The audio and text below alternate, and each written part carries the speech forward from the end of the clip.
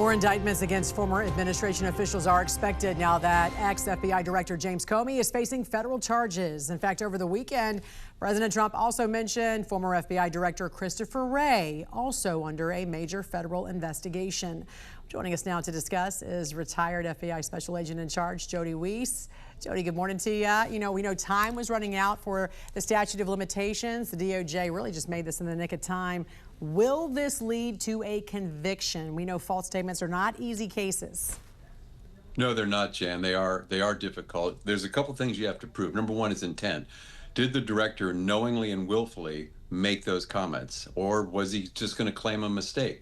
It has to be material. What he said had to be consequential. Did it influence Congress's decisions? So you got to look at it that way. We've all been through these congressional hearings. Sometimes the questions are more like statements. So were the questions clear that he answered? And then finally, the biggest question to me is always time.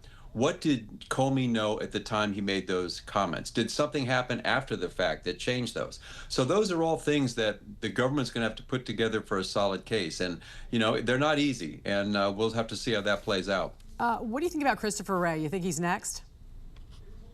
I wouldn't say right now. Is he in the crosshairs? 100%. If you look at some of the stuff that just happened recently, these 274 agents that Kash Patel is talking about, that happened on his watch. Now, when he testified to that, he was dancing around under the terms undercover agents versus plainclothes, sources and methods. He was trying to dance around telling the truth. Why, I have no idea.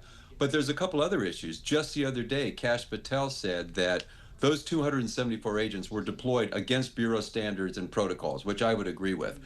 And he also said that Kash Patel, it was directly because of his corrupt leadership. So that Comey's corrupt leadership. So think about it. Yeah. The director of the FBI is considered corrupt by the current director of the FBI. Not good. And one final point, if you remember that Oversight Project watchdog group, they sent 2 referrals to the Department of Justice because of his testimony during the Chinese interference in the election, as well as that Richmond memo that classified Catholics as extremists. So he's got some issues facing him. Also, I want to go back to what you said about Kash Patel, because he said agents were deployed after the riot had begun, specifically for a crowd control mission. That's what he said. What did you make of that? Yeah, I'll take what he says as being true. I don't understand that at all. However, I did check with some Washington field office agents at that time who I'm friends with, and they said that was true. But Jam, why would you do that?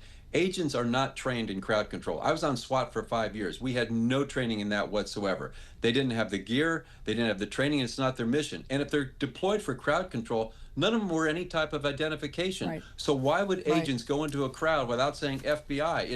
It's unbelievable to me that this happened. If it did happen this way, what a total disaster of leadership that was. Well, no kidding. And also, why didn't former FBI Director Christopher Wray just admit to it? It doesn't make any sense, especially if they're there to support law enforcement efforts. I mean, clearly there's more to this story, right? Oh, yeah, 100%. If what we are saying today is true, we're going to help out the MPD, why not just say that? They're not going to, crowd control is not their mission. Why wasn't Wray candid about that? There was no sources and methods involved. There was no reason not to be candid. Think back to Assistant Director Jill Sanborn, who I've known for a long time. When asked by Senator Cruz, were there FBI resources there? She claims, I can't answer that question. Why? If they were there for crowd control, why can't you be candid? And why are we just finding about this now? Right. Why has this been held back? And let's go down this road for a minute. Let's just say they were there for crowd control or whatever, and there was nothing nefarious. So if they were there for legitimate reasons to get intel and report what was happening in real time, again, why not just admit that, right?